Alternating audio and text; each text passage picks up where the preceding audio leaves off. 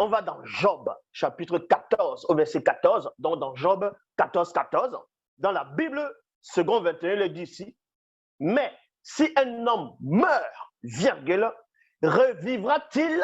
Point d'interrogation. Donc, Job se pose la question ici. Il dit, si un homme meurt, revivra-t-il? Point d'interrogation. Si tel était le cas, virgule, ça veut dire que quand cet homme-là qui parle à ses amis, et en même temps, c'est une complainte, c'est une lamentation. Il dit ici, quand un homme meurt, est-ce qu'il va revivre? Il y a point d'interrogation. Si tel était le cas, virgule, ça veut dire que pour lui, ce n'est pas le cas.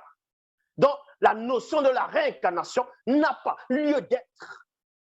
Premièrement,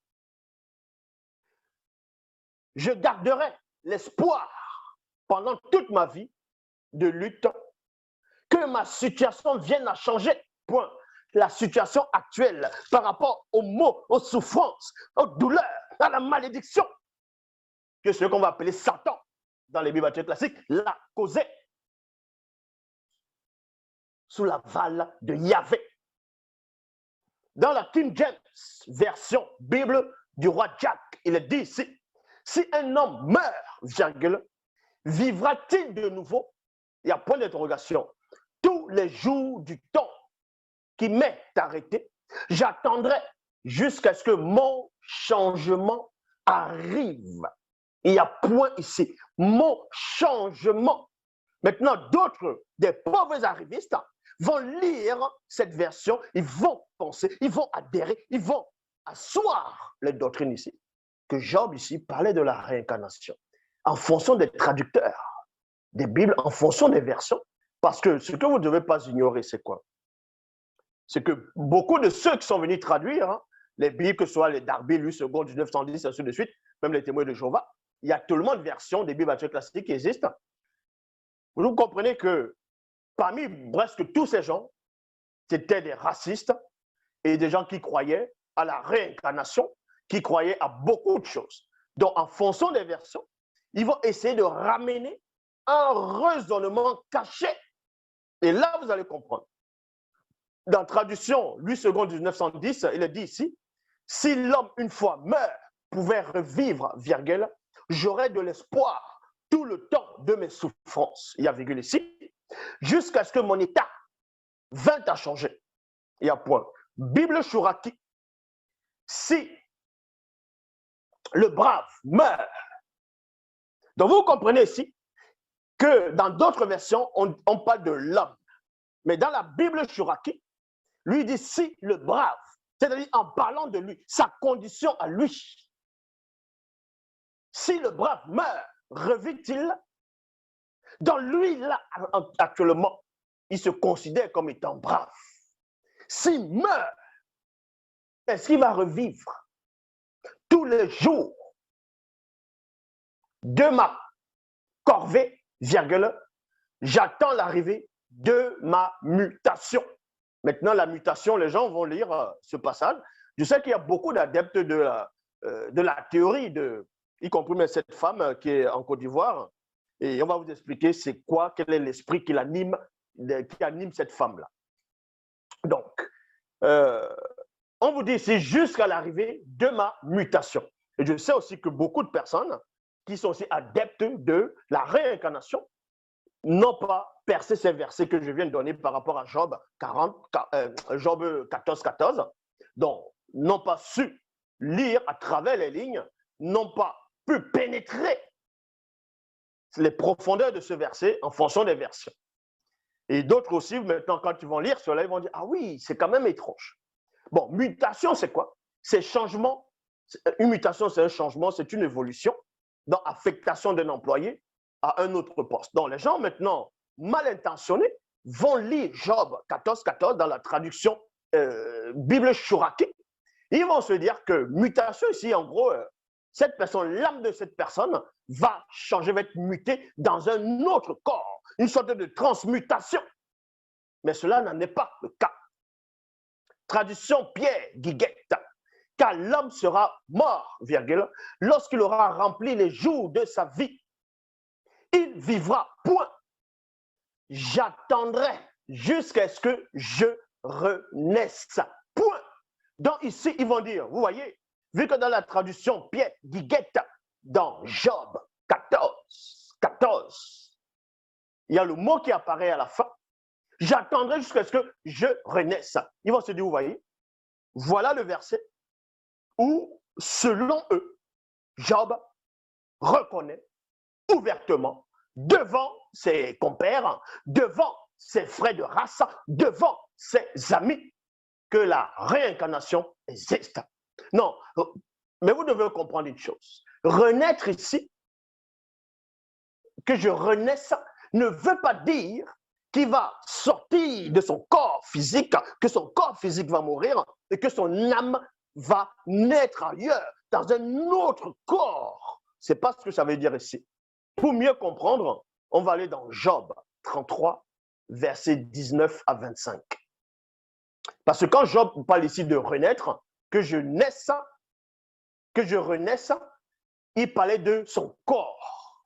C'est-à-dire son corps doit être restauré. Il parlait de la restauration de son corps et non de la transmutation de son âme à un autre corps, mais plutôt de la restauration de son corps. On va voir cela dans Job 33, versets 19 à 25. Ici, dans Job 33, versets 19 à 25, ce n'est pas Job qui est en train de parler ici, c'est un de ses amis qui était en face, qui était à côté de Job, qui était avec Job, pour le soutenir dans sa souffrance et en même temps, il était en train de lui parler. Donc, Job 33, versets 19 à 25, il est dit ici, mais Dieu corrige aussi l'homme par la souffrance, qui le jette sur un lit. 2 points, la fièvre fait trembler ses membres sans arrêt. Le voilà dégoûté de toute nourriture, sans aucun appétit pour son plat favori. Il y a un point ici. Il est si amaigri qu'on ne voit plus ses chairs et il devient bientôt un squelette vivant. On parle de quelqu'un qui est en train d'agoniser ici. De la fosse, virgule, il s'approche et sa vie est livrée aux anges de la mort. Dans d'autres versions, aux messagers de la mort. Dans d'autres versions, ceux qui vont périr, aux assassins, aux meurtriers, c'est-à-dire ceux qui tuent.